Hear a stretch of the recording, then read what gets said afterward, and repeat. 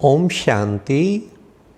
आज सुनते हैं 16 सितंबर की मुरली का मुरली मंथन। आज की मुरली में बाबा ने कहा कि बच्चे कहते हैं हे रूहानी बच्चे। ये बच्चे किसी को भी कहना नहीं आएगा। बाप कहते हैं हे मेरे रूहानी बच्चे, तुम कितने मीठे हो, कितने सिक्के लधे हो। बाबा ने कहा दुनिया में कोई भी बाप ऐसे नहीं कहेगा हे मेरे लाडले बच्चे, हे मेरे रूहानी बच्चे। तो कितना इसमें बाबा का प्यार भासता है। जैसे भगवान डायरेक्ट हम आत्माओं से बात कर रहे हैं कि मेरे लाडले बच्चे, मेरे नैनों के नूर, मेरे सिर के ताज और मेरे सिरमौर बच्चे। तो ये आवाज़ सारा दिन ही हमें अगर कानों में गूंजती रहे बाबा की, तो कितना सहज हमारा योग लगा रहेगा।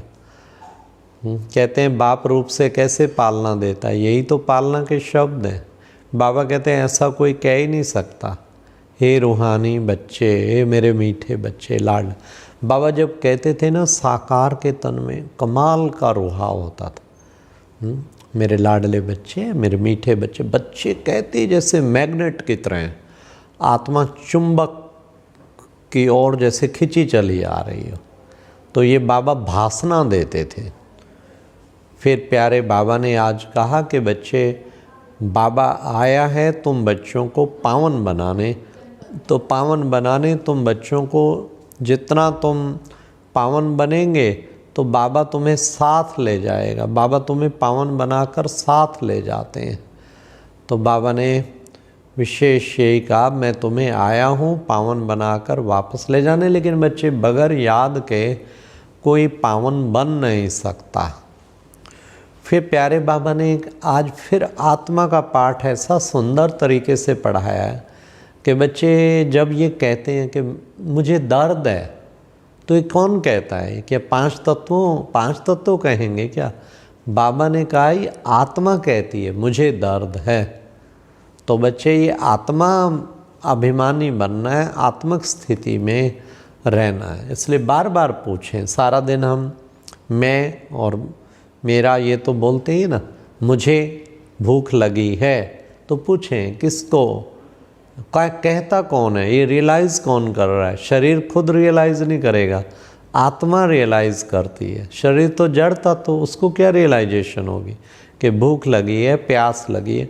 अच्छा मैं अब काम करता हूँ, ये कौन कह रहा है? आत्मा कह रही है। हाँ मैं मुरली सुन रहा हूँ, मैं आत्मा सुन रही हूँ ना। शरीर को मुरली सुननी है क्या पांच तत्वों को? तो कितना सुंदर बाबा ने आज ये तरीका बताया कि दर्द किसको है और खुशी किसको है, भावनाएं किस में हैं, हाँ इमेजिनेशंस किस में, फीलिंग्स किस में, वो आत्मा में है। तो सदा अपने को आत्मा समझो। फिर प्यारे बाबा ने आज कहा कि बाबा आया है सबके दुख हरने की युक्ति बताने। तो बच्चे तुम्हें सबके दुख हरने हैं, तो तुम बच्चों को कभी भी किसी को दुख नहीं देना है, किसी को भी दुख नहीं देना। दुख देंगे, बाबा के शब्द याद रखना चाहिए, दुख देंगे तो दुखी होकर मरेंगे।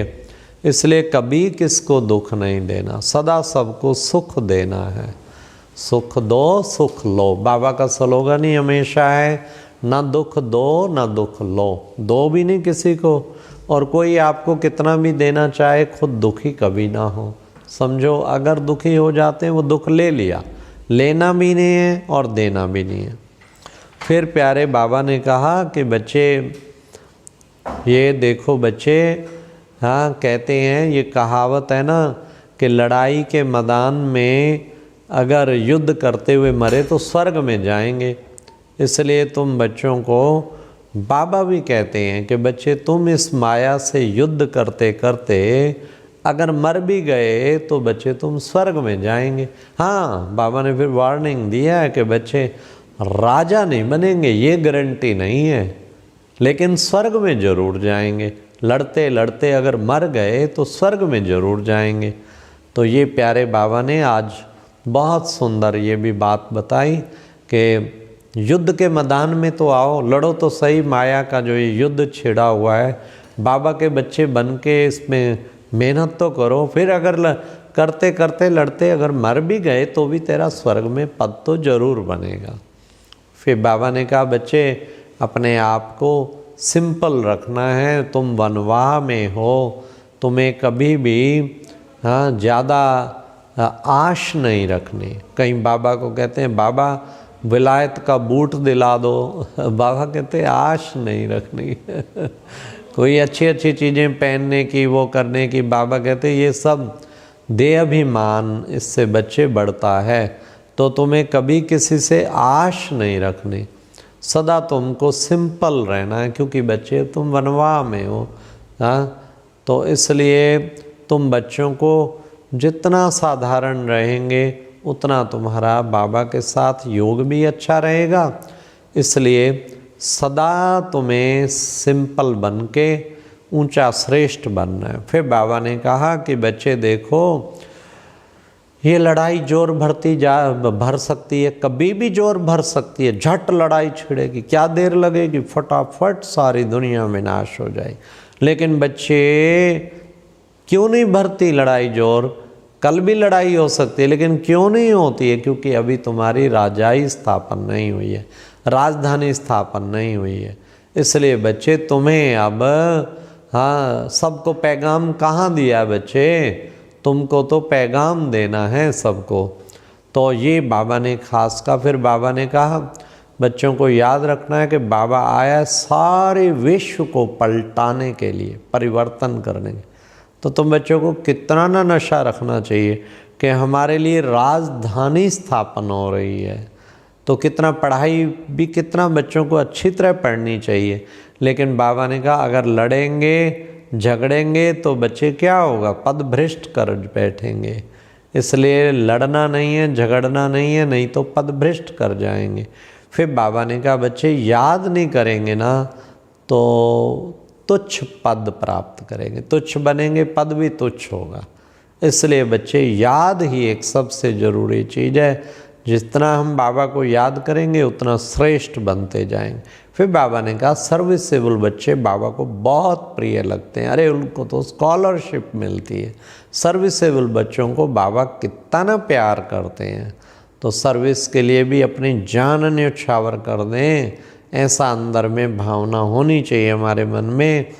और आज बाबा ने कहा बाप द्वारा सफलता का तिलक प्राप्त करने वाले, तो बाबा ने कहा दिल तख्त नशीन भव, आज्ञाकारी दिल तख्त नशीन भव। बाबा सफलता का तिलक देता है, लेकिन आज्ञाकारी बनो, जो बाबा कहे आज्ञा, जी बाबा जी बाबा जी बाबा, सारा दिन कदम कदम पूरा श्रीमत पर चले, इसे कहेंगे आज्ञाकारी। आज्ञाकारी बच्चा ही दिल तख्त नशीन बनेगा फिर। इसलिए फिर उसका योग तो बड़ा ही सहज लगेगा।